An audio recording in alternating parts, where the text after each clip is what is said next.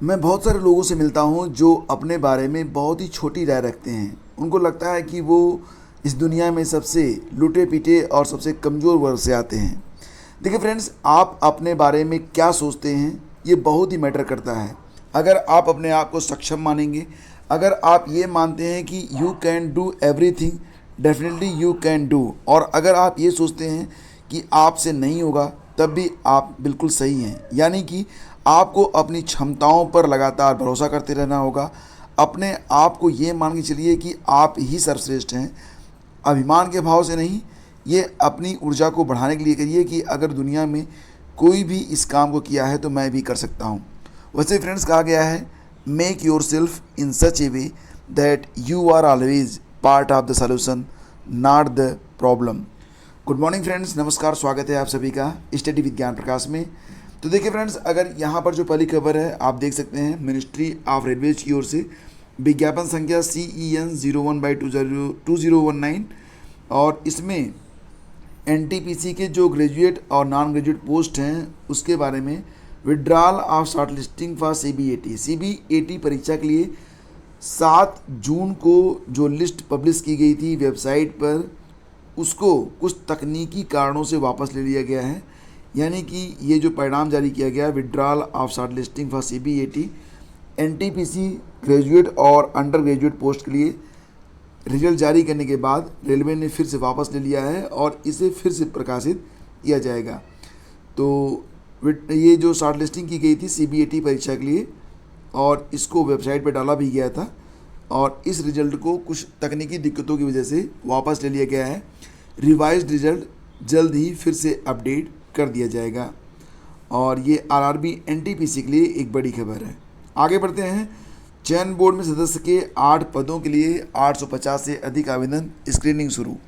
देखिए फ्रेंड्स, उत्तर प्रदेश में जो TGT PGT के लिए जो वैकेंसी आने जा रही है, उसके पहले उत्तर प्रदेश में जो चयन बोर्ड है शिक्षक भर्ती के लिए, उसमें अभी जो पद हैं सदस्यों के, लगभग 10 पद हैं, लगभग नहीं, एग्जैक्टली 10 पद हैं।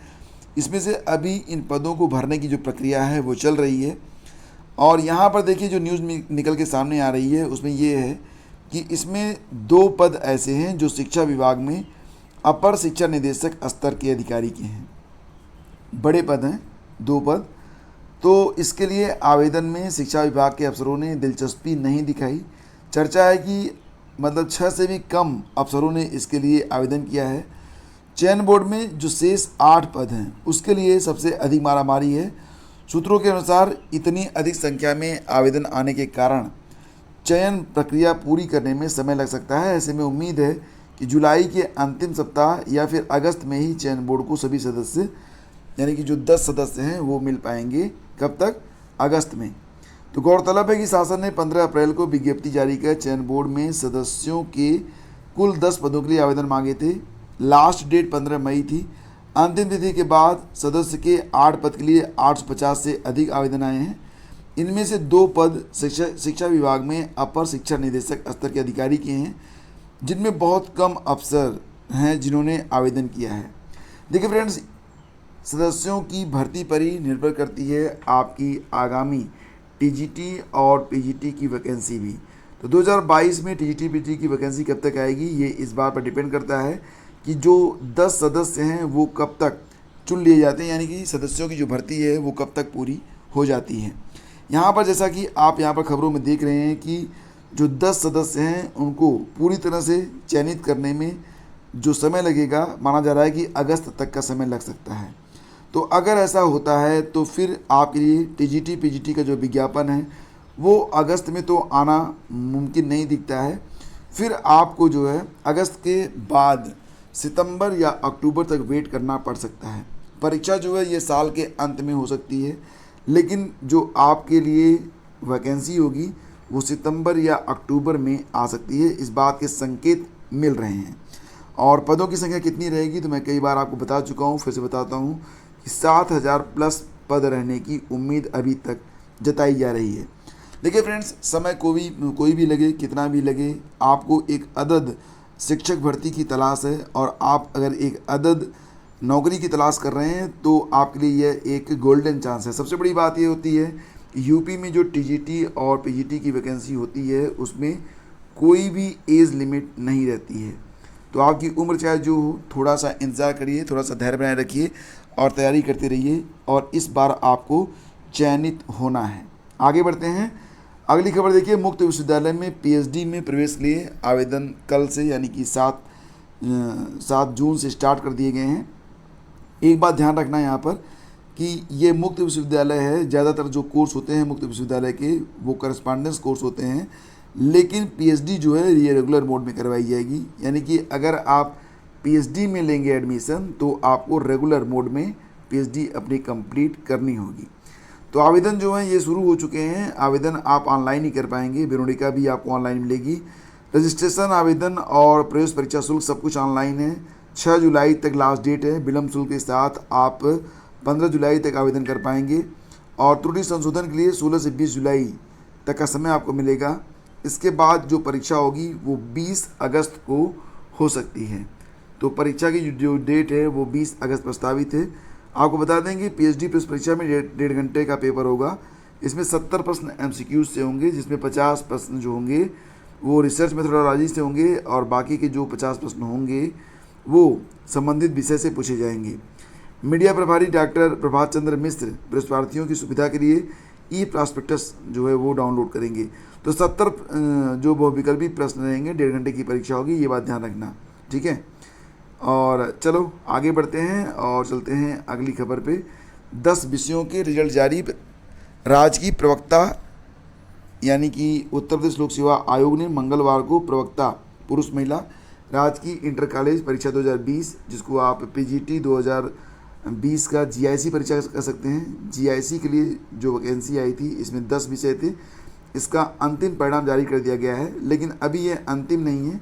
परीक्षा नियंत्रक अरविंद कुमार मिश्र के अनुसार परिणाम पूरी तरह से औपबंधिक हैं। सभी अभ्यर्थियों के मूल प्रमाण पत्र के सत्यापन के बाद नियुक्ति के लिए संस्तुति पत्र प्रेषित किए जाएंगे। तो ये वो 10 पद हैं जिस पर रिजल्ट जारी किया गया है। और देखो यहाँ पर आपको एक बात और बता दें कि ये जो वैकेंसी है ये प्रतिवर्ष नहीं आती है और इसमें भी थोड़ा सा वक्त लगता है। काफ़ी शानदार वैकेंसी होती है और इसके आधार पर जो राजकीय इंटर कॉलेज होते हैं उसमें प्रवक्ता पद पर नियुक्ति मिलती है।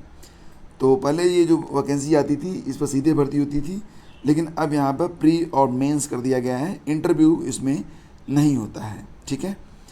और देखिए यहाँ पर एक खबर और निकल के आ रही है आपके लिए जो कि काफ़ी महत्वपूर्ण है। 15 जून के आसपास डीएलएड में प्रवेश की जो प्रक्रिया है वो स्टार्ट हो जाएगी, लेकिन विगत कुछ वर्षों से अगर देखें तो लोगों में बीएड का क्रेज़ सबसे तेज़ी से बढ़ रहा है, क्योंकि बीएड करने के बाद लोग प्राइमरी में भी सिलेक्ट हो रहे हैं, जूनियर में भी आ रहे हैं, टीजीटी पीजीटी में भी आ रहे हैं। तो बहुत सारे ऐसे डीएलएड कॉलेज हैं जो पिछले 2-3 बार से खाली रह जा रहे हैं, यानी कि उनको एक भी सीट मिल नहीं पा रही है। तो इस साल 1 दर्जन से अधिक कॉलेजों ने प्रवेश लेने से ही मना कर दिया है। कॉलेजों ने परीक्षा नियामक प्राधिकारी को पत्र लिखकर कह दिया है कि उन्हें विद्यार्थी आवंटित न किए जाएं। प्रदेश में डीएलएड के 3100 निजी कॉलेज हैं, इसमें से 1 दर्जन ने तो ये कह दिया कि उनको जो है स्टूडेंट दिए न जाएं। और आपने देखा था कि डीएलएड की कुल 2.5 लाख सीटें हैं, लेकिन पिछली बार आधी सीटें भी बड़ी मुश्किल से भर पाई थी और सिर्फ मेरिट के आधार पर यहाँ पर एडमिशन होता है। लेकिन लोगों में डीएलएड के प्रति जो क्रेज़ कम हो रहा है, यही वजह होती है कि बड़ी संख्या में जो सीटें हैं वो रिक्त रह जा रही हैं।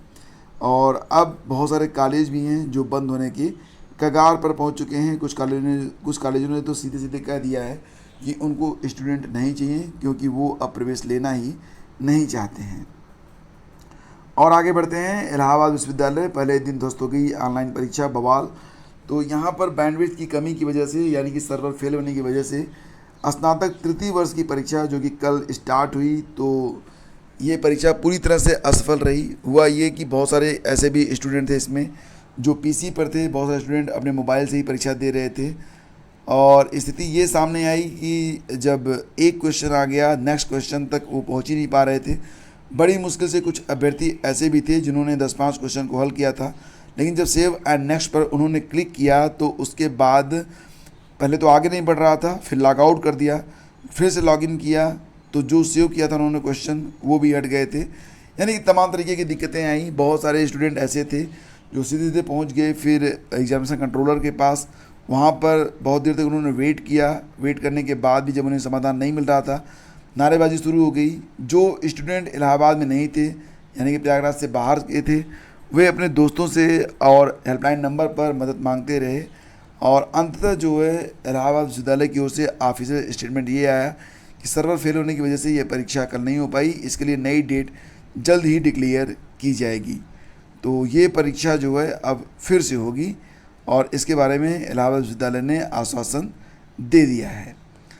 और फ्रेंड्स, ये थी आज की पूरी अपडेट। अगर ये न्यूज़ आपको अच्छा लगता है, ये सेशन आपको पसंद आता है, तो प्लीज़ एक लाइक करके ही जाइएगा। Thank you so much. Have a great day. जय हिंद।